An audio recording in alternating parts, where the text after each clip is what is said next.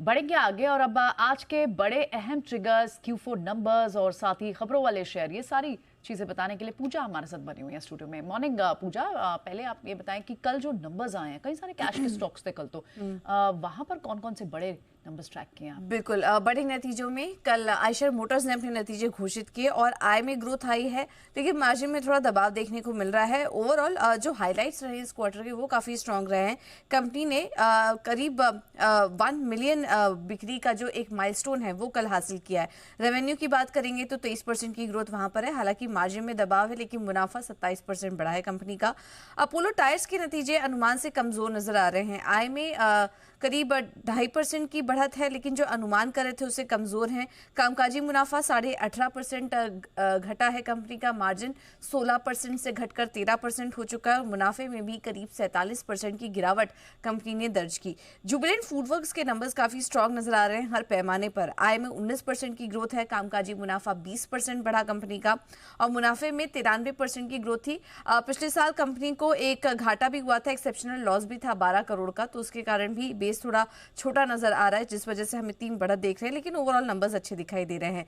अब बात करते हैं लुपिन की। नंबर्स हर पैमाने पर काफी मजबूत। आय में 14% की ग्रोथ आई है।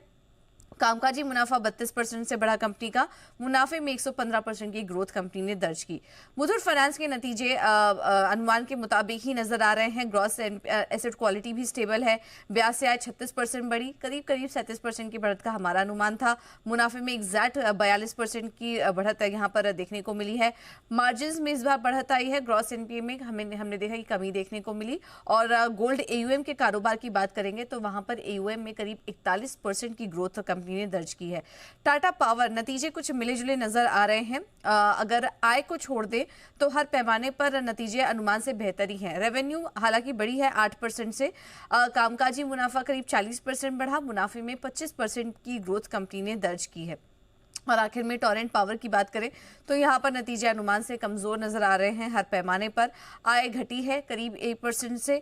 कामकाजी मुनाफे में करीब 2% की बढ़त दर्ज हुई है। मार्जिन 18% का अनुमान था हमारा, उसके सामने 17.5% के आंकड़े आए हैं। मुनाफा 140% बढ़ा है कंपनी का, लेकिन यहाँ पर अगर देखेंगे तो अनुमान से बेहतर मुनाफे के फिगर्स यहाँ पर नजर आ रहे हैं। उसका कारण ये भी था कि एक इनकम टैक्स रिफंड भी आया है 427 करोड़ के आसपास का, उसके कारण हम देख रहे हैं कि मुनाफा बढ़ा हुआ नजर आ रहा है। तो ये कुछ नतीजे थे जहां पर कि आज फोकस रहेगा। ओके, तो कई सारे नंबर्स हैं, अब देखना होगा ये स्टॉक्स कैसे रिएक्ट करते हैं। लेकिन इसके अलावा आज बड़े ट्रिगर्स कौन से हैं और साथ ही दूसरे स्टॉक्स एंड न्यूज़? बिल्कुल, आज बड़े ट्रिगर्स में खबरों की नतीजों की बात करें तो वायदा बाजार से लिस्ट काफी लंबी है आज नतीजों की।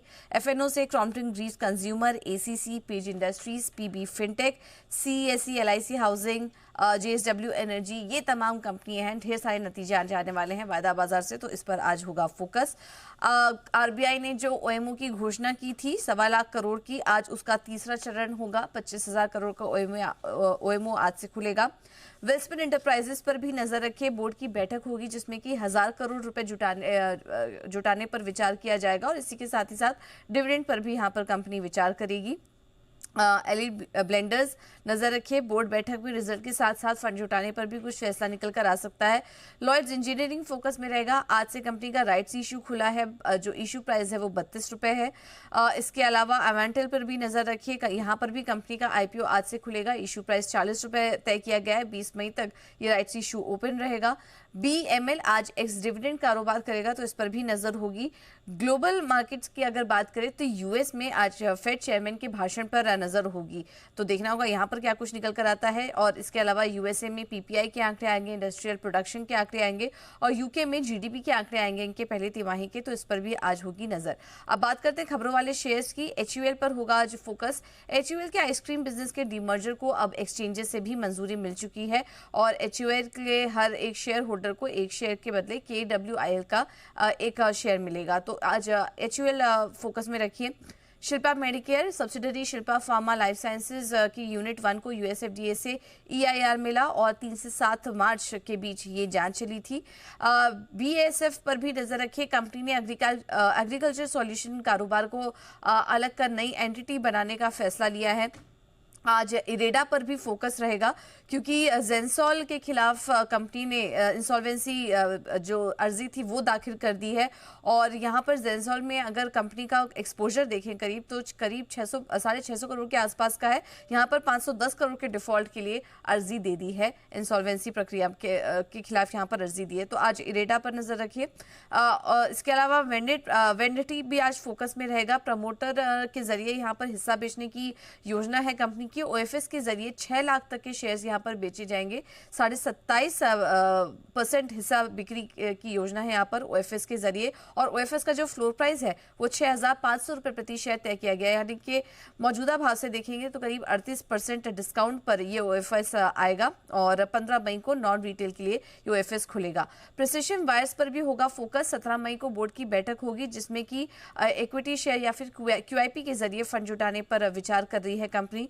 काफी सारे फंड एक्शन भी हुए हैं। एडलवाइस फाइनेंशियल सर्विसेज की बात करें तो यहाँ पर मिरी स्ट्रैटेजिक इमर्जिंग मार्केट की तरफ से करीब 1 करोड़ शेयर्स की खरीदारी हुई है। हिस्सेदारी करीब 1.19% यहाँ पर है और 88 रुपए प्रति शेयर के भाव पर ये खरीदारी हुई थी। सामने से सीएलएसए ग्लोबल मार्केट ने यहाँ पर कुछ हिस्सेदारी बेची है कंपनी में। मैक्स हेल्थ केयर की बात करें तो यहाँ पर भी फंड एक्शन हुआ है। सिटी ग्रुप ने करीब 2.5 लाख शेयरों की खरीदारी की है कंपनी में 1172 रुपए प्रति शेयर के भाव पर। और सामने मॉर्गन स्टैनली ने बिकवाली की है, करीब 2.5 लाख शेयर्स यहां पर बेचे हैं 1172 रुपए प्रति शेयर के भाव पर ये बिकवाली देखने को मिली है। तो ये कुछ फंड एक्शन है, खबरों वाले शेयर्स हैं जहां पर की फोकस रहेगा। ऑल राइट, ठीक है, बहुत बहुत शुक्रिया आप पूजा ये सारे अपडेट देने के लिए। चलिए बढ़ेंगे आगे और अब हमारे